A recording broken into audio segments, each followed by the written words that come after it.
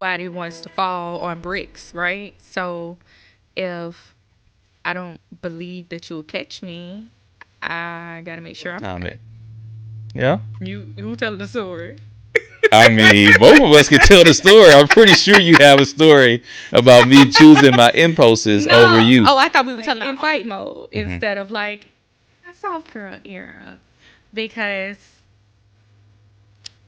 I don't. I feel like now I gotta protect you. Fellas, choose your wife over your selfish needs, over your selfish desires. Because when you do, Hey friends, welcome back to the PB&J show. You should have been watching by now and know that I'm PB. and If I'm not, hello, I'm PB. and I'm Jay. And let's hey, we may have some new people here, so they may Go back though. this may be the first episode, right? It could be your first episode. Which What? we are thankful if it is the first episode. Yeah, absolutely. But Yeah. go back and watch the other ones because it's juicy. That's what I'm saying. Like, don't start at whatever number this is. Like, I mean, you can, but also Yeah. go back because Yeah. it was some interesting episodes. Yeah, very much so. Very much so. 1 through 6, very, very interesting, right? So Mhm. let's talk about it. What's up? Okay. What's up? What up? What up, though? What up? What up? No. Wazam. What's up? Was that what y'all say? We say what was jam? What was jam? What was jam? What was jam? What was jam? What's that mean? What was jam? But what does it mean? I mean, what's up? How are That's you? for the elite members of Zula. Yeah. That's the language of Zula. What was jam? Shout out to Nick. He taught me that. What was jam? What was jam? What was jam, bro? Yeah, so we here today to talk about what was jam. No. What we here to talk about? We're here to talk about choosing your spouse over your impulses. And if you have been following us on social media, we posted a carousel, I think at the beginning of September, and we talked about 7 things we've learned in our marriage. And one of the things was choosing your spouse over your impulses. Now, we all have impulses. The thing is, how do we choose our spouse over our impulses when our impulses have been our impulses for so long? That's a question for me? Yeah, it's a question for you. Okay, It's I just thought that was like a guide into yeah, I mean, it was a guide into. Okay. So, I mean, guide into question like, for me. Yeah. Got into question for me. Okay. Yeah. How do we do that? I think it's it what well, like you're about to say let's something. how about we just story time it? Yeah. you who telling the story? I mean, both of us can tell the story. I'm pretty sure you have a story about me choosing my impulses over you. Oh, I thought we were telling our own story. I don't know. Just no. Just like I want to tell the story about you. I want you to tell the story about you, and I can tell the story about me. I don't want to Okay. tell the story about you you. want to tell a story about me? Huh? Why? No, because no. It does it elicit some emotion for you? Maybe, probably, but Okay. not even that reason. More so of like, I think it's therapeutic for me to hear you tell the story and be able to acknowledge like maybe point A, or even for me like to hear me say, "Oh, this is a spot where I could have been different." Yeah. Yeah. Because Yeah. in the heated discussions, it is not a moment where we go, "Wait, it's me." Yeah. Right? So Yeah. that's why I was asking, but I don't really even have the story time. Yeah, this I week. mean, I got a story time this week, and it's something that I'm gonna take it way back, way back. You know, the guy would be like, "I'm gonna take it way back." No, I don't. It's on the song. We gonna go way back. Say it like that. They say it like that. It sounds like the Cookie Monster. It probably is Cookie Monster. But I'm channeling the wrong voice right now. But I'm gonna take it back to when Trip was born, and Trip was born in 2021, and I had made a promise to you that I wasn't going to do any church activities for the whole month of May. So But he was born April 29th. he was born April 29th. Yeah. So so I usually take off from church June, just for rest, and that's our anniversary month. But this particular year, since we were not going on a trip, since we had just had a baby, I said I'm going to move my month from June to May. And I moved my month from June to May to be at home with the family, to take care of baby boy and baby girl. And so We did not have twins. we did not have twins. I just call her baby girl. No, I call her my babe. Okay, I'm like, who is baby girl? Pilar is baby girl. I call her babe. Trip says, Yeah. Dad, why you call mom babe? I said, because she is. He said, but why? And I said, she is. But back to the story. So I ended up, we were selling some things out of the church, and I had came up to meet somebody to I actually came up to put a desk which was a dumb idea. I put a whole desk on the front on our walkway for someone to come by and pick it up. And I'll never forget it. When I got home, Pilar was extremely mad with me because I had went against what I said I was going to do. And that's not the only time that has happened in our marriage.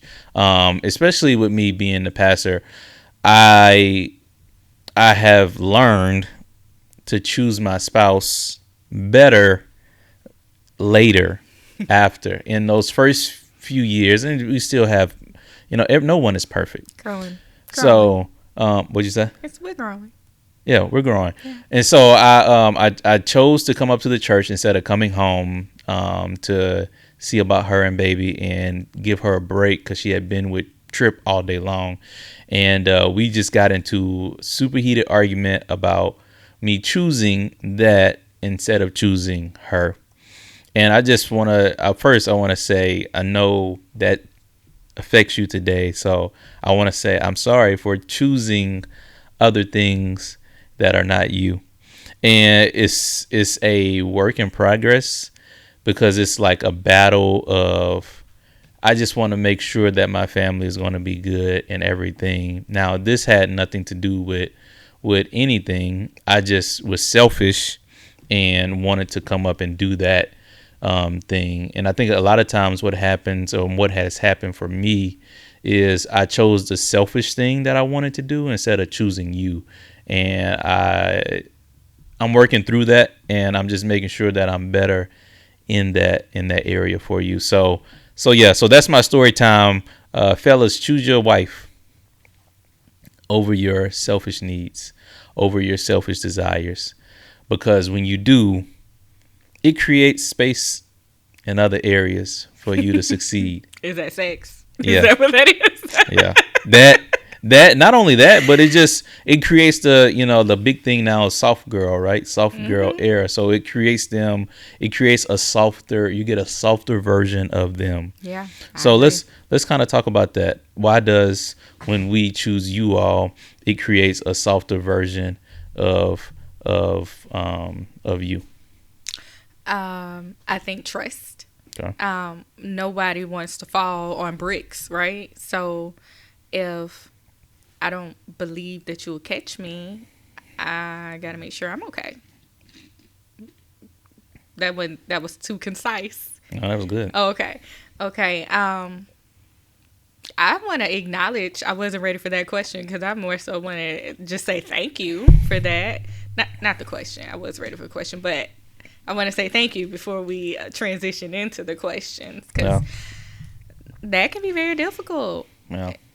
To always be, I'm always not, maybe not married to a pastor. I mean, like, you may not be a pastor later, but being a pastor, I do understand that means that you are responsible for other people. I do not believe that means you're responsible to other people more than me, so, and I think that's probably good for other people who are in ministry in general to hear as well. Yeah. Like, figuring out how to balance your role versus like your role, because really that's what you're doing, right? Having to pick roles. And I did recognize that was a struggle. It just also didn't change that it impacted me or hurt. Yeah. So yeah, thank you for saying that. I think that over the years I have grown softer because I have seen you be like intentional about being different. And because it's not about getting it right all the time. I think that's impossible. I don't think any of us get it right all the time. But I do think that when I can see that you feel remorse for it, it makes me be able to process that differently. Mm-hmm. If, there's a time that something happens and it's like, well, you don't even care. You know, if I feel like you don't even care, then I'm going right back to the other nature, right? Now I'm like in fight mode instead of like in my soft girl era, because I feel like now I got to protect me. So for me, just being able to see like remorse or like, I don't want to keep doing this is enough for me to lean into what we refer to as soft girl era, or just grace, because I think that's more what it is, grace and trust. Like, yeah. I give you grace, you give me grace, I give you grace, we give each other grace. But that happens because we trust that the person is wanting what's best and not just choosing themselves. Yeah. And you said something that's really important there. You said be intentional. And like, if intentionality, I said that right. Intentionality. Being intentional, it requires a sacrifice. Like, it requires you to sacrifice your selfishness for selflessness. Like, when a person says, you know what, you matter that much to me, that I hear what you are saying, and I feel remorse for it, but I feel remorse for it, and I'm going to make the decision to not allow that to happen again. Like, that's where the intention comes in. And I think when we put intention forward, when we don't put intention in our selfish desires, we put intention in being selfless, because marriage is ultimately just being selfless. Yeah. When we put intention in being selfless, what it does is it creates that space for grace to know, like, the person is not going to always get it right, but they are being intentional in trying to be better in this and not allowing their impulses to get the best of them, and their impulses to be stronger than their intention to serve their spouse. And that's just an act in selflessness. Yeah. And I think it just works both ways. We have to both be, we have to both choose selflessness in order to be better. Like, we have to both take away the selfish thoughts and ideas that we have, and I think that's extremely important. So, what would you say can combat your impulses? Like, does someone need to go through therapy for that? They just need to maybe make a choice. Maybe. Everything's going to be relative for me, because I know every person is different. But I do think it starts with accountability, like self-accountability, and becoming aware of when you're behaving in an impulsive way. Because I think a lot of times we don't even know. Mm-hmm. We are just doing what we're used to doing, and it doesn't feel impulsive because it's what I'm used to doing. No. Right? So, like, if I have a proclivity to, if you ain't gonna do it, I'm gonna do it for myself, that's still impulsivity. Yeah. But if I'm not aware that is categorized in that way, then I can't change it. So I think first, becoming aware of what is my impulsive behaviors. What are my behavioral trends when I'm upset? What are my behavioral trends when I'm happy? These things help us to start acknowledging things that exist in our world. Beyond that, I think sometimes you do have to go to therapy. I think sometimes impulsivity and addiction are twins. Mm-hmm. And that's tricky. It's a fine line right there. Very fine line. And oftentimes we can lean into addiction. And it doesn't have to be like drugs or, alcohol. Those are extremes. Yeah. Sometimes we're just addicted to certain behavior patterns or certain dopamine releases, right? Yeah. Like things that feel good we want to go to first. You become addicted to those things. So getting therapy can be very helpful. I think being honest with your spouse too, like, I see myself doing this and I don't want to do this anymore, is important. Because then you have somebody, and even your friends, to hold you accountable, to be like, oh, we're leaning back into that thing. We don't want to be doing that thing. Like, for example, I'm not going to story time. I'm just going to explain something. Okay. When I am fire mad, my impulse is to yell, it's to scream, it's to get loud, to get louder than the person speaking to me. And, you know, I think there's a way to address that. And I think that you are good about being like, okay, you about to be at that level that's gonna cause you to start yelling. Mm-hmm. And don't be trying that at home if you don't know what you're doing, because that could cause more problems. Yeah. But if it's coming from a sincere place with the right words, with the right tone, that can make a major difference, right? Mm-hmm. So I think that becoming aware of your behaviors, also being able to accept, I'm going to say, guidance out of your behavior, which however that comes about, can be very helpful into changing the patterns. Okay. So we need to have pattern recognition. Yeah. So that takes awareness. You have to be aware of yourself. You have to be aware of your spouse. And I think you also have to allow the space for your spouse to say, hey, you going there, and not be offended. And I think that's one of the things that, like, I had to work through, like whenever Pilar would say, hey, you going there, like, I would get offended by that. And it's just like, do you know where I'm going? But you knew where I was going because you had understood the pattern. Like, you were aware of my patterns. And I think we just have to allow for each other to say that to one another and not take it as offense. Like, allow that person, because your person, your partner, your spouse, they should encourage you to be better. And saying, hey, you're going there, that encourages them to be better. That encourages them to find that pattern, to say, okay, you know what, this is a pattern. Okay, let me walk away. Let me step away. Let me take some breathers. You know, I've been wanting to try this thing with us when we have arguments, but I just hadn't done it yet.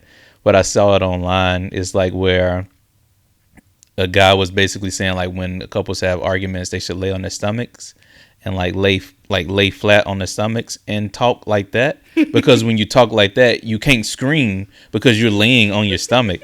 Well, you're not a screamer anyway, so that would be for me, right? You said, I want you to do something different. But no. It keeps both people calm, because you can't really exert yourself like you want to exert yourself because you're laying on your stomach. Mm-hmm. And then really, like, you can't really take yourself so serious in that moment because both of y'all laying on y'all stomach right here having a conversation about whatever. Yeah. So, like, I want to try that the next argument we have. I mean, I don't know how effective that is in an argument. Be like, let's go lay down. We can try. Let's try. We're gonna try. We're gonna let y'all know. We're gonna let y'all know. We're gonna, when our next argument happens, we're gonna lay on our stomachs and try to have the argument that way. But we did do the one that the hip hop preacher you remember where he said him and his wife get under the covers and talk with the lights off. We did do that one. We did? Mm-hmm. Okay. And it works. I just think it works more after the fact, because when you, like, in the moment escalate it, who's pausing? Yeah, flooded, right? Right. Flooded. So, but yeah. So yeah, maybe. So if you know you're going into an argument. Yeah. So, because we don't usually know, or mainly I don't know. I think you are a little more, I know, like, sensitive to when there's about to be an argument than me. Yeah. I just noticed the patterns. I just noticed, like, the breaths.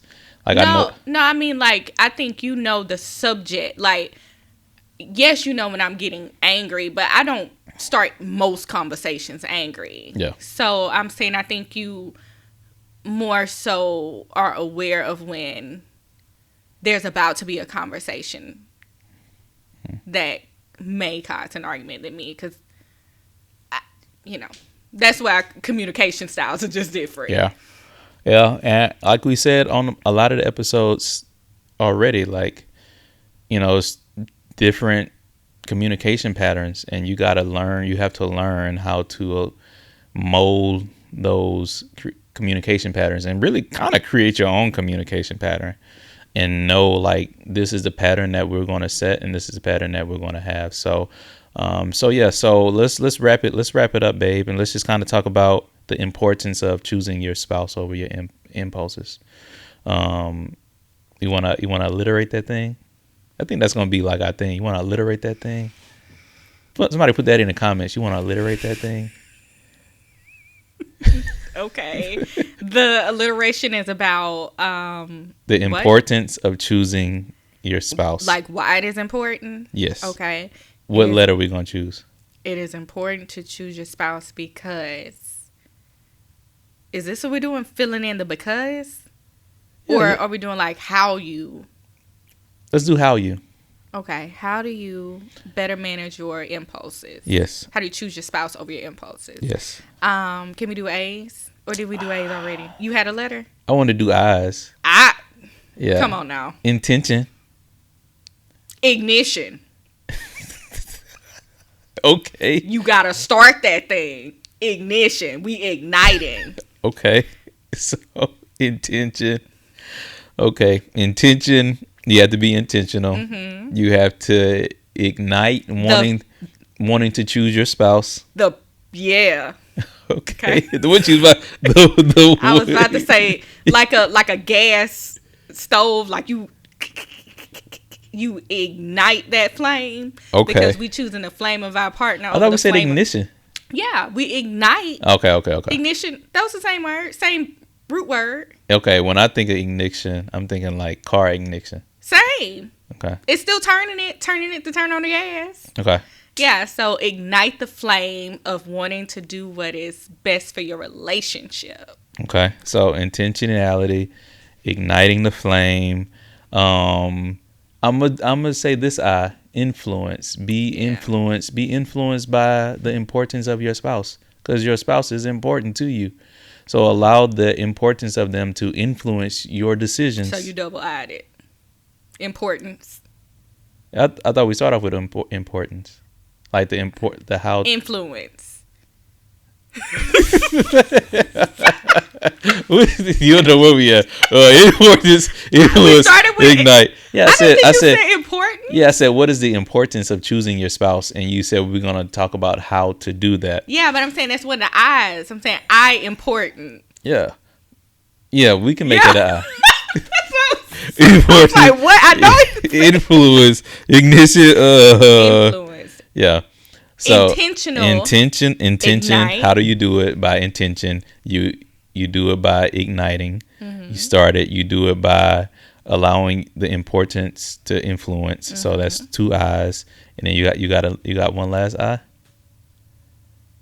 Yeah, think fast on the fly. For this I. Don't be an enigma. Enigma start with an E though. Oh. Don't be a question. Is an enigma a question? Yeah, don't be. It's a riddle. But if it's an E, then it doesn't work. I really thought that was an I word. Yeah. I got one for you. I'll wrap it up. Okay. You got one? I was taking too long to think. No. I don't have one. I was just gonna keep searching my brain. No, I got one. Interested. Be interested enough in the importance of your spouse. Like, be interested enough in choosing your spouse over the impulse. And you know what? I think that's the biggest eye of them all, because honestly, at least for me it is, because it feels like, you know, when you're more interested in something than you are in me, mm-hmm. It feels like you chose your impulse. Mm-hmm. Yeah. That's good. So that's my big eye. That's your big eye. All right, so let's run back through them. So intention, ignite, influence, importance, and interesting. That's how you choose your spouse over your impulses. So cool. So we just want to say thank y'all for joining us on this episode of the PB&J show. If you do us a favor, like, share, subscribe, share this with a couple that you may know. Our goal is to help couples to be fruitful in a marriage, have a flourishing marriage, have a fulfilling marriage, and ultimately have a fun marriage, especially if you watched the last episode. So this is it for this episode, and we'll catch you on the next one. Yes, she didn't do it. She didn't do it. I did do it. I did. It's the PB. I was trying to end it. I almost got it. I'm gonna end it without. Why? The people like to hear it. I have decided that. Yeah, you decided that. People out there in radio land, YouTube land. See y'all. Love y'all.